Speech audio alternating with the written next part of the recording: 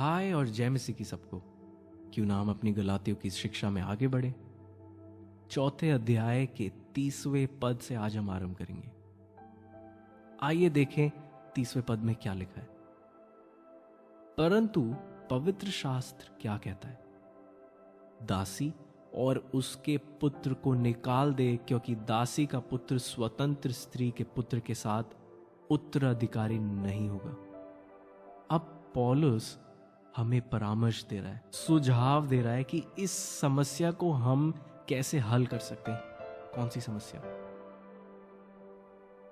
व्यवस्था को हम माने या विश्वास करें? इन वायदों को हम पूरा कैसे होते देख सकते हैं अपने जीवन में? क्या हमें कुछ करना पड़ेगा? इन बातों को, इन विषयों का वो सुझाव दे रहा है कि कैसे तुम मुक्त हो सकते हो। तो मैं चाहूंगा इन 2 पदों पर आज आप ध्यान दो। और यहां पे 30वें पद में है कुंजी जो पौलुस हमें देता है। यहां लिखता है दासी और उसके पुत्र को निकाल दे। निकाल दे जो शब्द उपयोग किया है, यूनानी में एक शब्द है इकबालो, और इकबालो का मतलब है संसार और संसारिकता की सामर्थ और उसके प्रभाव को खाली कर दो।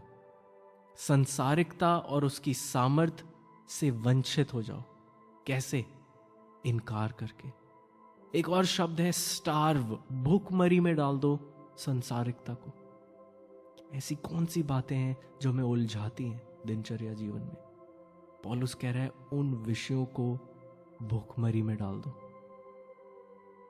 उनकी सामर्थ को एकदम वंचित कर दो।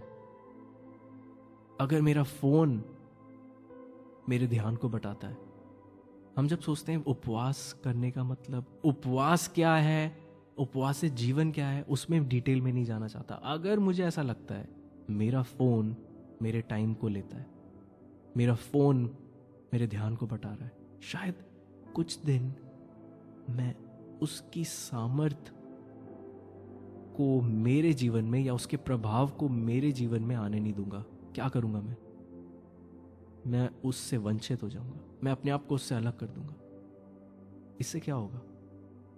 मैं अपना सारा ध्यान, सारा फोकस किसको दे रहा हूं? परमेश्वर को।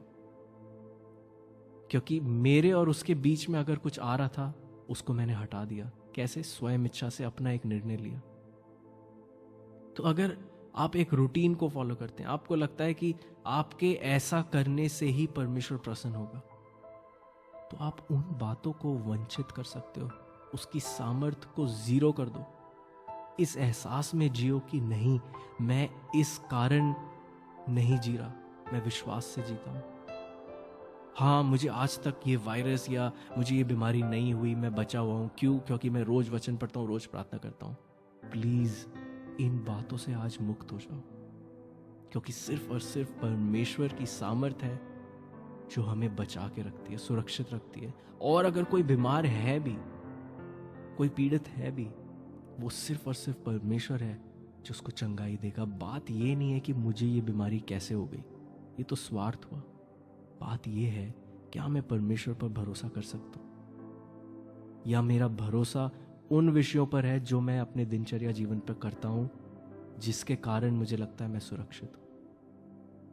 मुझे ध्यान देना है, क्योंकि परमेश्वर मेरे मौलिक उद्देश्यों को देखता है, मेरे मन को, मेरे विचारों को जांचता है। मेरे कर्मों पर वो ध्यान नहीं दे रहा, मेरे मुंह के बोल को वो नहीं सुन रहा, जितना अधिक वो मेरे मन के विचारों को जांचता है। तो इकबालो, इस शब्द पर ध्यान दो कि दासी और उसके पुत्र को, दासी व्यवस्था, और व्यवस्था से जो कुछ उत्पन्न होता है, व्यवस्था के कामों से अपने आप को वंचित कर दो परिपूर्ण रीति से।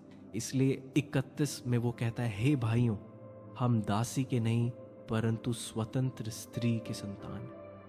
इस विषय के बारे में समझो और इस स्वतंत्रता में जियो कि हम पवित्र आत्मा के अनुसार चलते हैं और हम पवित्र आत्मा से जन्मे हैं, सिर्फ और सिर्फ विश्वास के द्वारा। आज के लिए इतना काफी है। थैंक यू और बाय।